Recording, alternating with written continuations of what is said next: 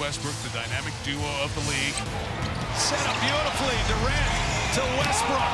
This is just brilliant stuff we're watching. The Oklahoma City Thunder are headed to the NBA Finals. Kevin Durant on fire. Westbrook with the lead for Durant. Beautifully executed. Westbrook feeds, corner pump. Durant on the money. This is a new journey for me. It's testing the unknown, and I trusted my gut, I trusted my instincts. And it's an unpopular decision, but I can live with it. Thursday's TNT doubleheader has so many levels of meaning. Team, town, two guys back together again. What happened in the playoffs? KD and Russ at Oracle is the back half of the double dip. And leading things off, another terrific matchup, the Celtics and the Cavaliers. The Celtics trying to put a dent in the Cavs' record. Coverage begins with Game Time on NBA TV and wrapped up with Inside. Now, as far as KD is concerned, another quote regarding his relationship with Westbrook. We were brothers, we are brothers. I love Russ. I don't care what nobody say. I don't care what he say or what the fans say. Like, this is a tough time right now in our relationship. I never did anything morally wrong. I never backstabbed him in real life. Never did anything behind his back. Never told anyone anything about his character. Never did any of that. I just left teams. I just switched teams. But clearly, fellas, as we look ahead to the OKC Golden State game, this is beyond basketball. When you start to get into relationships and levels of play and two guys who were just on the same floor and now they're opposing each other. Now they're opposing teammates and they were together so long. They made it to the finals together. They had some great memories.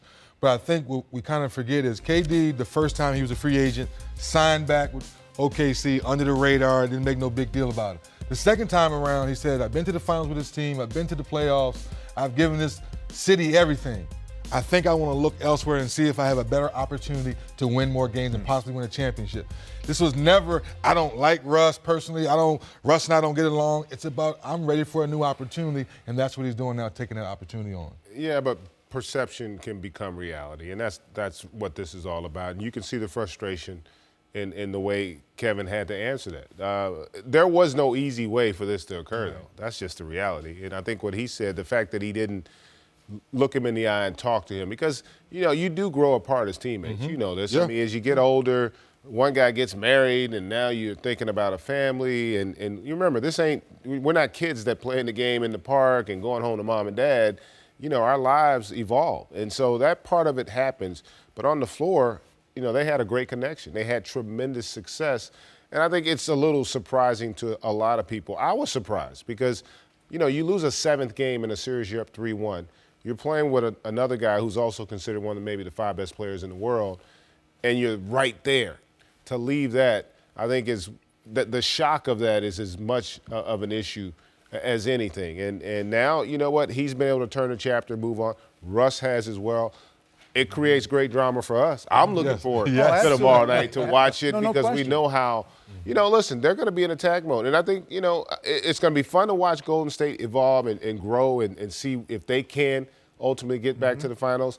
And I'm also anxious and excited to see what this young Thunder team can ultimately become because early on here, I mean, they've won some tough games. Russ is having just an unbelievable start. I don't know that you could play the game any better than he's playing it right now. I don't know that there is more of a competitor in the league.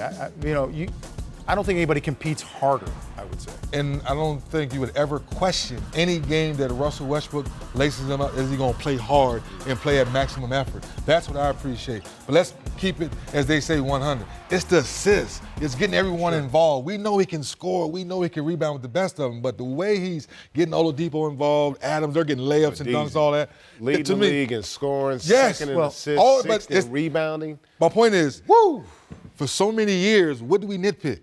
Passing. We never talked about this. We worried about his scoring. Right. We never worried about him rebounding with the best. We never talked about him blocking shots with the best guards. It was always, how come he's not passing more? How come he's not making everyone around him better? Now, at the beginning of this season, Adams getting dunks, Cantor's getting layups, Sure. Oladipo's getting dunks. That's the problem. I'm like, okay, now he's really taking upon himself to be a better leader on the floor. They're putting pieces in place. They're signing up guys, and they're telling Russ, you lead and they will follow. Meanwhile, I think the message more for KD is you fit in to what we're trying to do. And DZ, to that point, he's done well in terms of scoring. But overall, three-point shooting is down a little bit for Golden State. So is the adjustment period still going on, particularly for a guy like Klay, who we thought would be unaffected, 3 of 28 from 3 to this point. Well, after talking to Steve Kerr when I was out in Portland, is that they're just missing shots right now.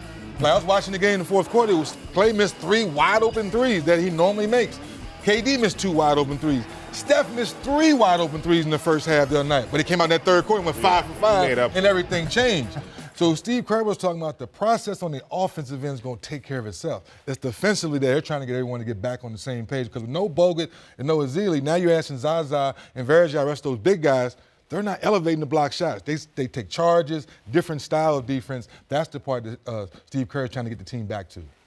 Yeah, and I think the other thing, too, but for that game against the Spurs, we wouldn't even be having this conversation. Right. In fact, they got blasted by 30 in that opening game. Oof. Other than that, yeah, they haven't played their best, but they won every other, they're winning all the other games. So they're going to be fine. Let's talk about the other game on Thursday night on TNT. And for the Cavs, really hitting the ground running. And it seems the guys are more comfortable, that they know their roles. And you look at shot distribution from last season through the playoffs and now into this season, it's LeBron letting go to a certain extent and making sure that these guys get theirs, feel confident, and feel a part of what they're trying to do. Correct me if I'm wrong, G. LeBron's like, I want to play about another 6-7 more years, so let me let Kyrie go do what he does. Let me instill more confidence in Kevin Love to go get more buckets.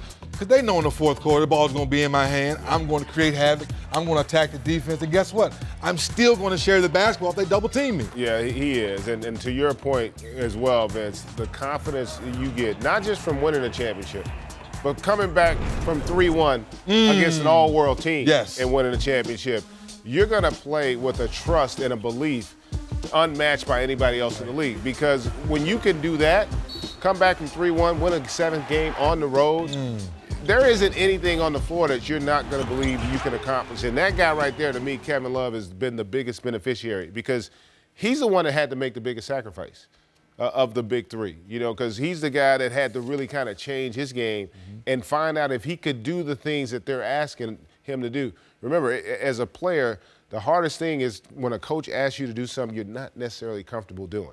And that's what he had to learn to do, is become more of a defensive-minded player. And, boy, I tip my hat to him. He's bought in, and they're winning because Well, when you look at that video, I get the sense that's a little Minnesota Kevin Love that we're seeing in there, working inside out again. Inside, outside, playing with confidence. A little thicker this year.